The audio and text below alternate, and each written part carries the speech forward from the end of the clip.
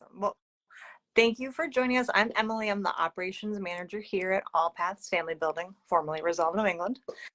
For 50 years, we've been helping people access the options, resources, support, and community they need when trying to build the family of their dreams. And a complicated journey can impact every area of your, including your mental health. So as part of Mental Health Awareness Month, we're partnering with the Mental Health Action Network to help people shift from awareness to action.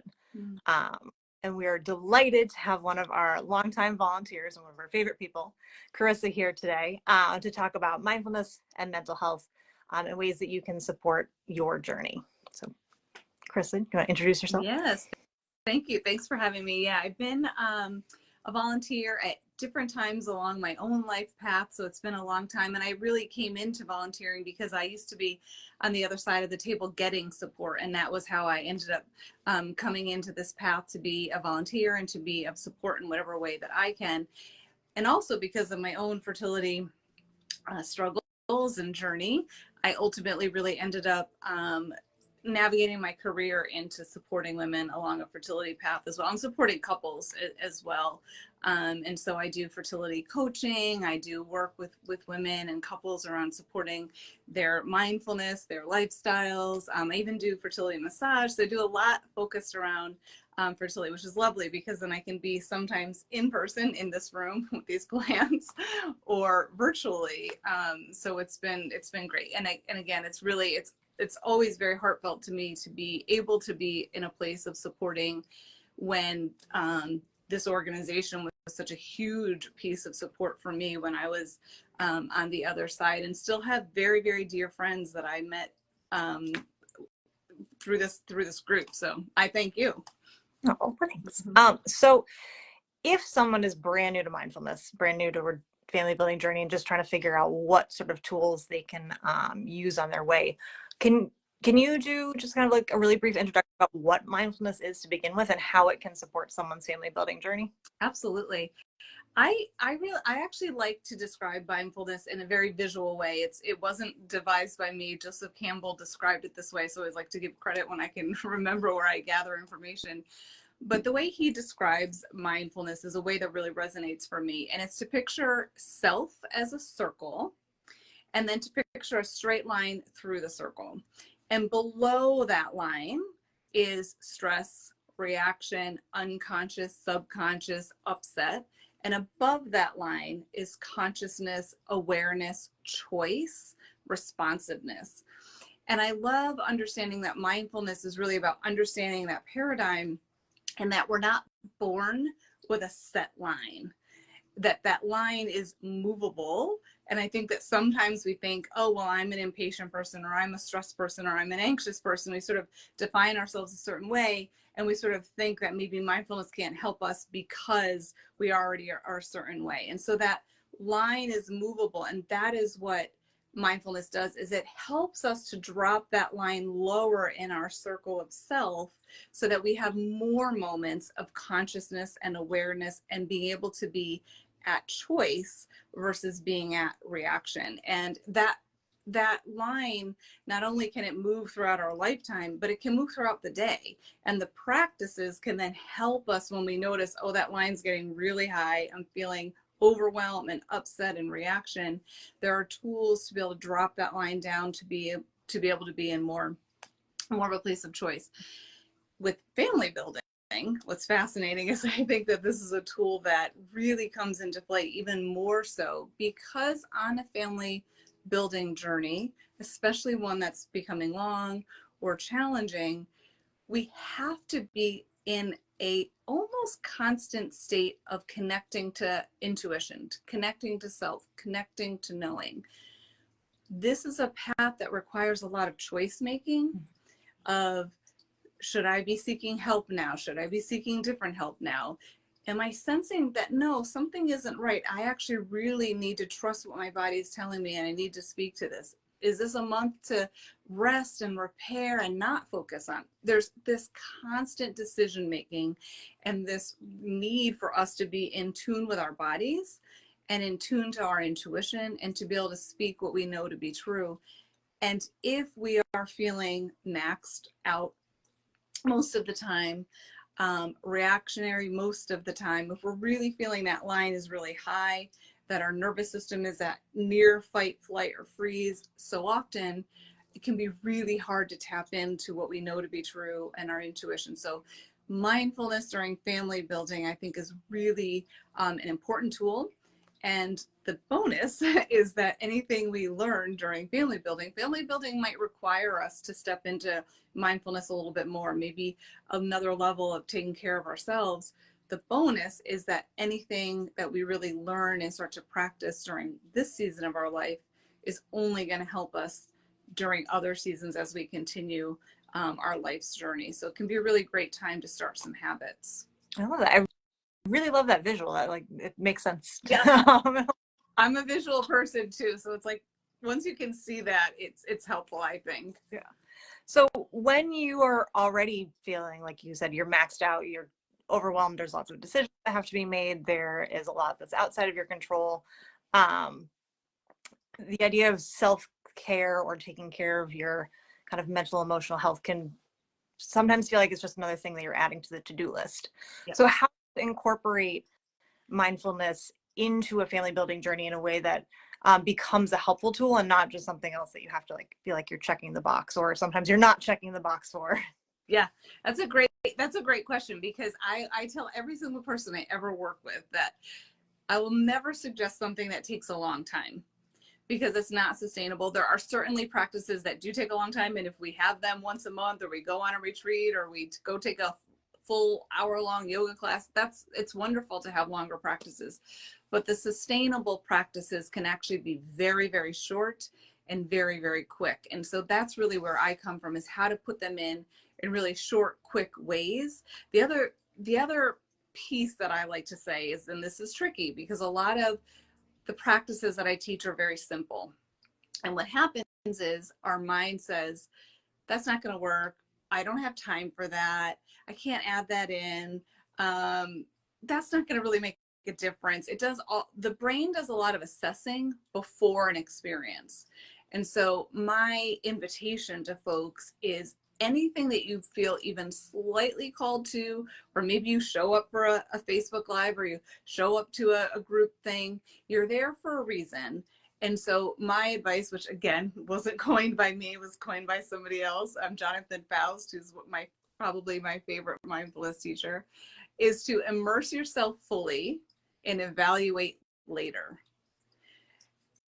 It's a really different approach to how we're stepping into a mindfulness practice, because they don't have to be long, but they are generally pretty simple. I even had a friend teach one to me. They're endless, what we can learn, which is part of my love for this.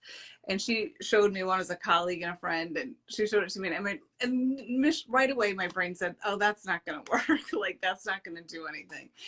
And I was struggling to sleep one night, and I thought, well, I might as well try, because I've got nothing better to lose. And it's now one of my favorite practices, and it's so simple and it's so quick. It's something I teach lots of times. But to your point about how can I fit this in, one is that it can be short and quick.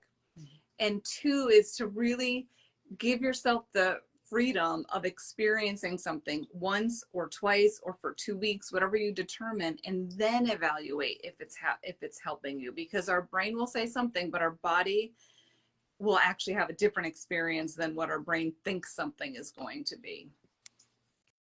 That's an interesting point. So this isn't necessarily something that you can approach as like, we try it once and we see immediate results. You might need to sit with it for a little while.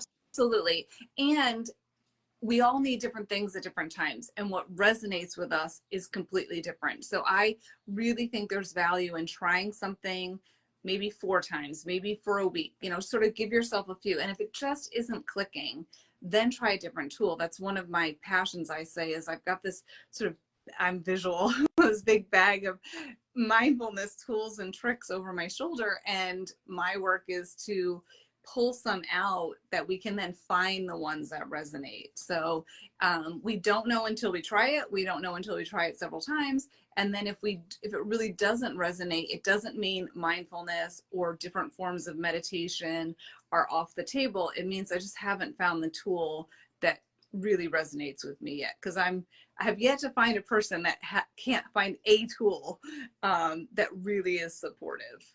Oh, that's wonderful. So this sounds like this isn't the type of approach where, you know, somebody can sit there and be like, well, this just isn't for me. Maybe you just haven't found the right practice yet. Exactly. And I think that even about meditation, because I think that and I do too, and this is what I do for a living, that we still sort of have this idea that meditation is trying to quiet our mind, trying to narrow our focus, sitting in a certain posture, and trying to, get the busyness of the brain to stop.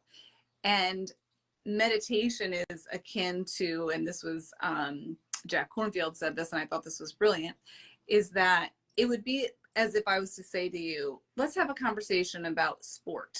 You would never say that. You would have an S on the end, because we know that there's a million sports, and some have balls and some don't, and some are this and some are that.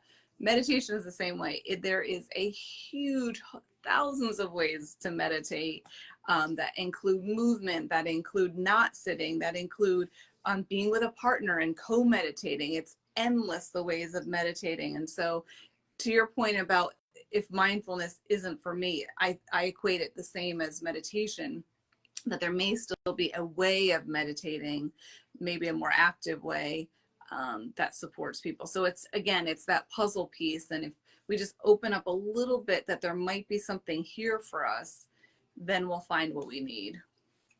Oh, that's really wonderful. Do you have any favorites as someone with lived experience in fertility and family building challenges? Do you have any practices that were particularly helpful for you during that time that you like to teach to people who are going through similar experiences? Yeah, it changes, because as I keep gathering, I keep liking more and more. So I think one of the ones that I have found as just as a human living this human experience is that EFT, or emotional freedom, people have heard of it as tapping, and can be really, really helpful. I like it because it can be quick, it can be really supportive. So tapping is one of the favorites. Mm-hmm. I tend to like walking meditations. That's really helpful.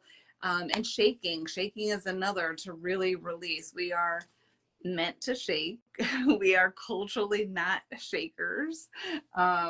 In this part of the world anyways, but we know from other cultures, and we know from animals, that we are designed to release through the body. Mm-hmm. And so that's another practice that I really like, is to shake. So shaking, EFT, walking meditations. It's a great question, Emily, because it makes me want to list like all of them. Well, hopefully, like the next question, would you be open to sharing some different practices today and kind of walking us through some different, people can try them out if they'd like? Absolutely. Yeah, let's do some. So we'll, again, that's a great idea, because, and I will go through a few. You can let me know if we should add more in, if we should stop, because if you get me on a roll, we'll be here for a long time. But let's do a few different short ones. And again, I tend to always teach short ones. This first one, I like to think of it as a 3-part practice. And I'll sort of describe it real quickly, and then we'll go into it. So one is in some way moving your body. So we'll do a little bit of shaking, and we'll do it from a seated posture, because I love teaching things from a seated posture. We don't have to be standing. We don't have to have any special equipment. So we'll do a quick little shake. Then we're going to ask ourselves a question, and I'll give you some mindfulness questions that tend to be pretty helpful. And then we're going to just drop into our wisdom, which we all have, and connect to some message that is really supportive. So it's sort of these quick 3 parts: shake or move, ask a question, give yourself a message to sort of continue on with your day. Great. All right. So let's just from this seated posture, and I like to just do arm shaking sometimes, because it can show people like that just shaking our arms can help release some of the day. So we're just going to shake it out. You probably won't be able to even see me too much, but you'll see. So just shaking up, shaking down, maybe taking a sigh, maybe even moving head left and right. It's interesting that even moving your eyes left to right is a way to de-stress, moving shoulders, maybe taking a big sigh out. It can seem, again, the brain can say, oh, it's not going to do much, or that's silly. But if we actually experience it and then evaluate later. So maybe turn to the left, turn to the right. And then we'll let it settle down. Yeah. And pulling the arms back is a great mindfulness tool because it tells our body that we're in a safe place, because open front body means safety. And then we'll settle a bit. We'll bring hands to belly. We can close eyes. Maybe take a sigh out. And I'll offer you some sort of common mindfulness questions that can be really helpful. So when we're coming into this practice, you might just ask yourself one question, but I'll give you a few that you can play with. A question you might ask yourself is, what is the most supportive choice I can make for myself right now? What would be most supportive when I'm thinking about what I need to do next, or how to love myself, how to support myself? Most supportive choice. Another really helpful question is, are the thoughts that I'm thinking 100% true? Are they absolutely 100% true? Because it starts to give us space from our thoughts. Another very common mindfulness question, who would I be if I didn't have this thought? So again, it gives us a little bit of spaciousness. So I'll repeat those questions and then just pick one that you want to settle into. What's the most supportive choice for me in this moment? Are the thoughts that I'm thinking absolutely 100% true? Who would I be without these thoughts?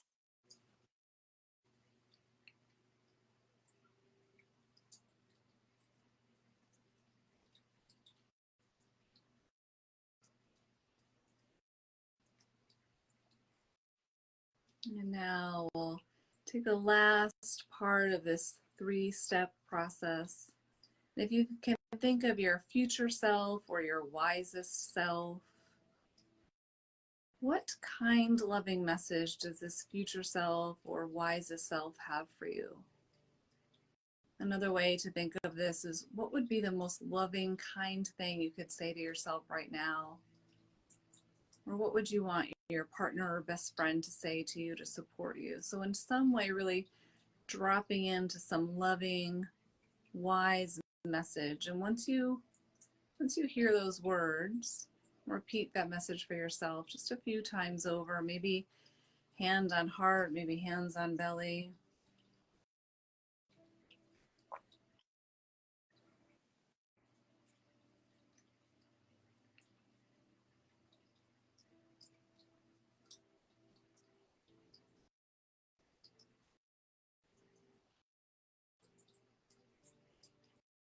And when you're ready, we'll take a final deep breath in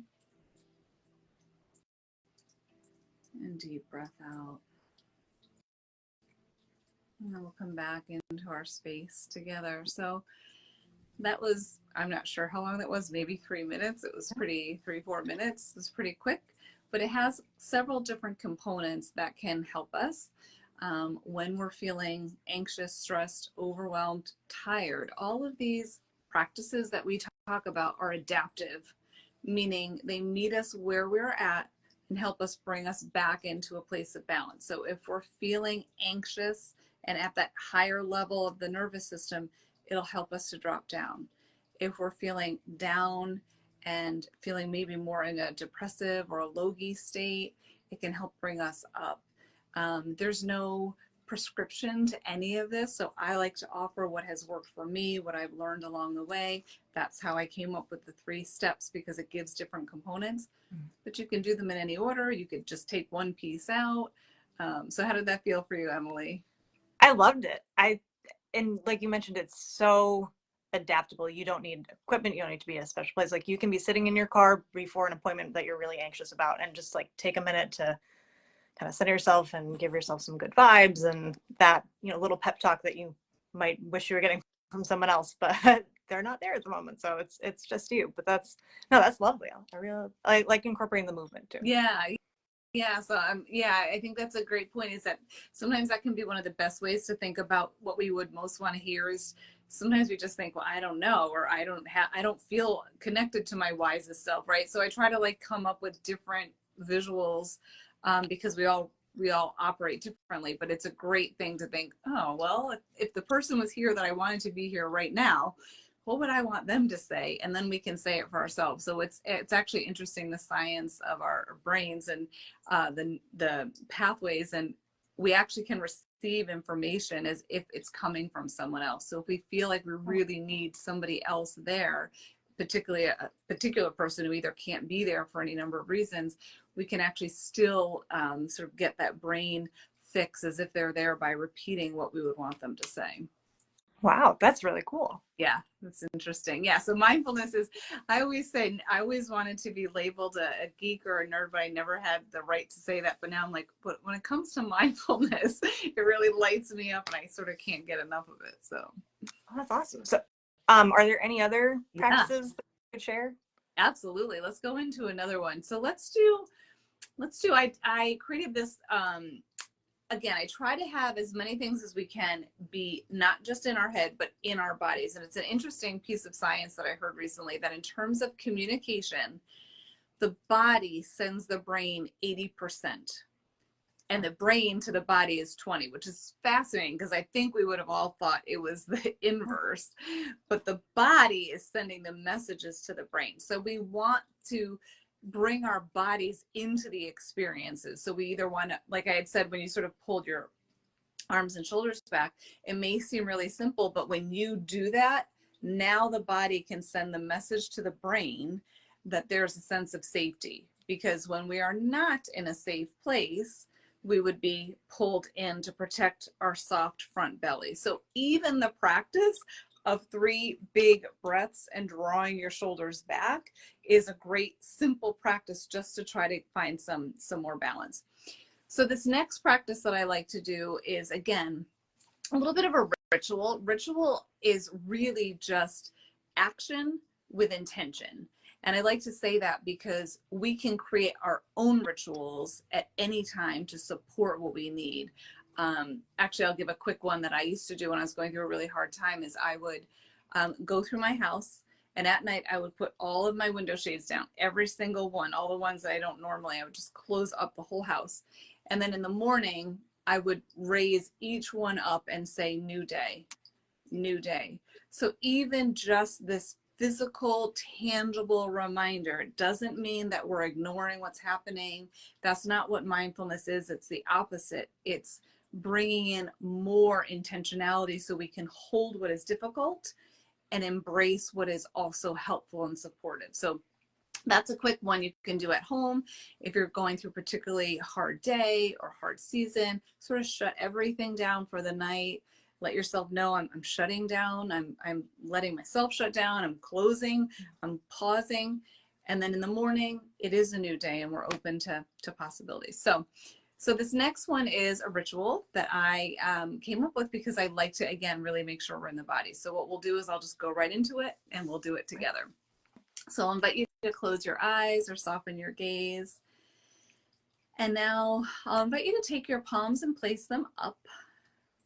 And I'd like you to imagine if there's something that feels, it doesn't, by no means does it need to be the most difficult thing in your life right now, but if there's something that feels a little sticky, a little stuck, a little challenging, and it's something, maybe it's a thought that you're having, that you're repeating, maybe you're tired of feeling tired, maybe you're feeling a general sense of overwhelm and you'd like to feel less overwhelmed. So if you can imagine that in your open palms, you're going to in some way place in your hands something that feels difficult. So you can name it and imagine that the words are in your hands. You can give, let's say we're working with overwhelm, you can give overwhelm a color or a shape. So in some way, picture with a symbol or a color or words, holding in your hands what feels difficult and what you'd like to have less of. So we'll just take a few cycles of breath to visualize.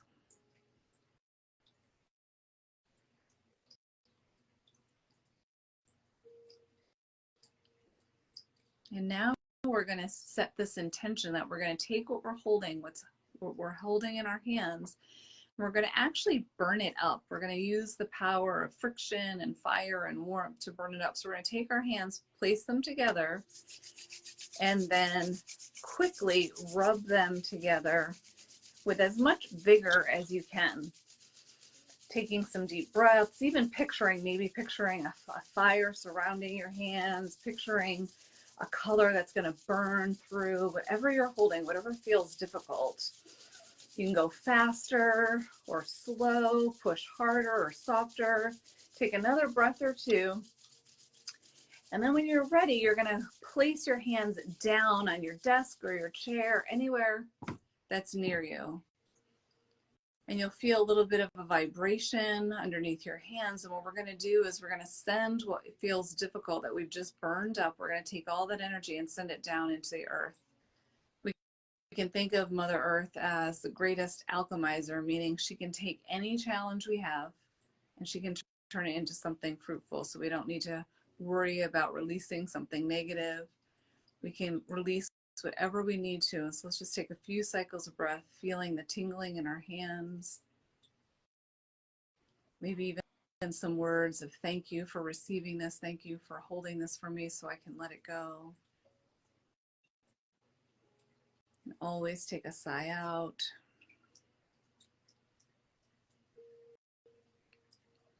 Maybe adding in the words in your mind, I release and let go what no longer serves me. I find more space in my body for what I need more of. I let go, I let go. And I will take our palms, we'll keep our eyes closed, we'll take our palms, turn them back up.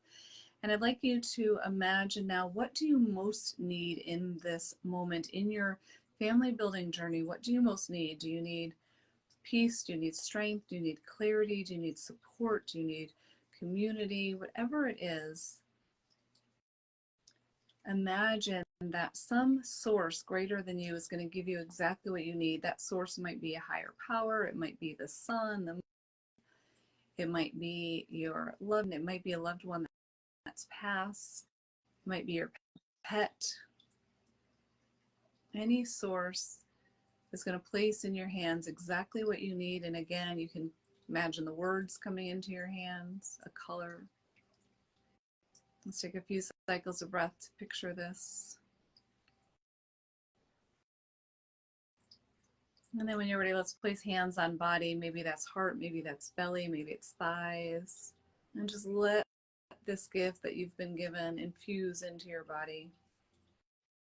You can add in the words, I receive this. And then you fill in the blank. I receive this peace, this strength, this clarity, whatever it is you're working with.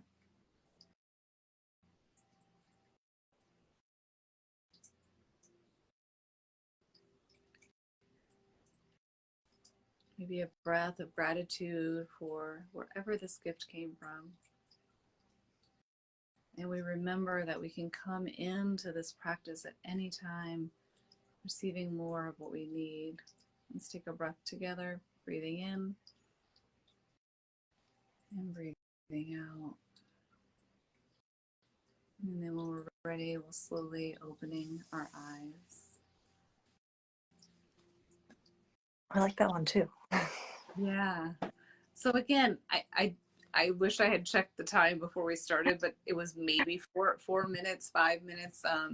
You could do it even in a 1 minute version where you burn something up, put it down, open and say, I need some strength right now. I need some peace right now. And then whatever connects you to that energy, again, if it's nature, if it's a loved one, if it's an animal, whatever it is, sourcing from that beautiful well of love that's around us and then taking it in. So it's just can be a quick ritual or could be longer, but it's another mindfulness practice.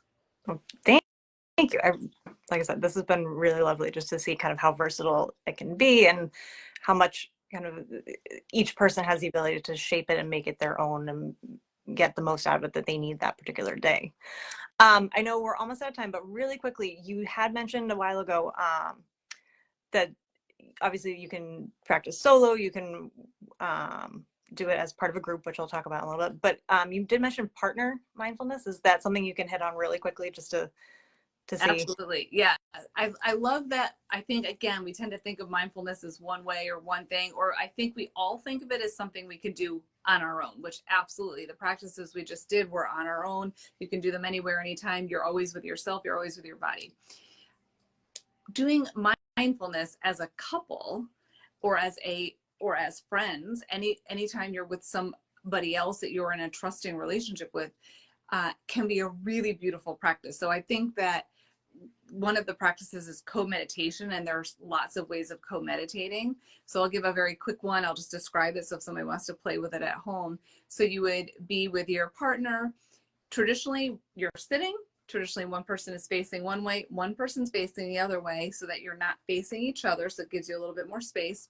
You hook arms so you feel the energy of the person. There's one person who's speaking, who's reflecting, and one person who's silent. The person who is speaking, this is a very simple but powerful practice, is to say, I am aware of, or I am aware that, and they would just start. So you close your eyes, I'm aware that I'm cold, I'm aware that I'm tired, I'm aware that I'm hungry. If you set a timer, because people will try to bail out sooner, if you set a timer, you're going to drop beyond the cold, the tired, the hungry, and you're going to start to get much deeper into a place of awareness. And you're just naming what you're aware of, what your sensations are, what your feelings are, what your emotions are. You might say, I'm aware that I feel like I have nothing to say right now. I'm aware that I'm feeling agitated, whatever it is. And it brings a much deeper connection to what's true for us. Again, it drops that line of awareness. So if we're coming home from an overwhelming day, we're, especially in our partnerships and our relationships, if we're meeting each other with our stressors and we don't really even know how to relate in this moment because we're feeling overwhelmed, and we're both bringing our life experiences from that day, 5 minutes of I am aware of, and then switching with your partner and letting them speak. The person who's not speaking is not speaking. And it's about really learning to hold space. Certainly if somebody got triggered and became very, very overwhelmed, then we would take a pause. But if we're finding in our awareness that we're crying, that we're releasing, it's okay to be silent with our partner and hold space. So it's a very different way of relating, and also very tangible, very accessible, and doesn't take a long time. So there are lots of ways of practicing with partners, with friends, that can be a very deep, rich experience. Oh, I love that. I think especially when you are kind of navigating a complicated journey, there can be this feeling like you need to have all the important discussions and then come to solutions. And there's always, we need to figure out the next steps, but just being able to sit and listen to the other person sounds really lovely. Yes. So I think it could be, like you said, it can be really helpful as a preemptive to a conversation. So if we are having to make decisions, if we're having to unravel the day, if there's lots of things going on, that could actually be a great way to step into a conversation.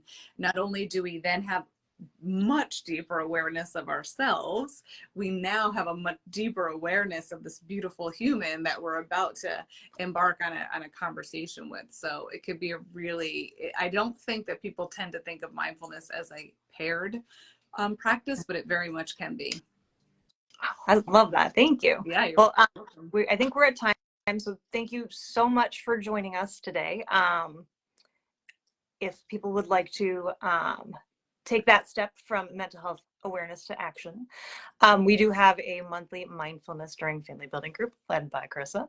So you can have a whole hour to spend with her and other members of the community, really connecting with yourself, connecting with each other, and learning different tools to help support your mental health from each session on. Carissa, is there anything that you wanted to share before we go? Yeah, thank you. I think the only thing I'd like to share is that we, sort of talked about the solo practices, then the pair practices, and the group practices are sometimes some of the most rich. Because when we are hearing others' experiences, when we're reflecting upon, when we're in a group setting, there is something very magical that we actually cannot achieve on our own, and that we actually can't achieve sometimes when it's just that one other person that we're living our lives with. So group practice, I think, is one of the best ways to move our mindfulness practices forward, so that when we're having our solo practices, we then have this other platform to come back to. So I highly recommend, we do not live in vacuums. Doing practices and trying to incorporate practices solely on our own is actually extremely difficult. We actually need the support of groups. So to be able to hop in even once a month for an hour can be really, really helpful. So it's a joy and an honor to be with everybody once a month. I mean, we're so grateful that you're able to give us an hour a month to share this with everyone. So if anyone is interested in joining Carissa next week, it'll be next Thursday evening. You can get more info at allpathsfb.org/support, or reach out if you have questions anytime. Well, thank you, everyone. Carissa, thank you again so much. It was lovely to chat with you. You I hope too. everybody has a great afternoon. Take care. Be well.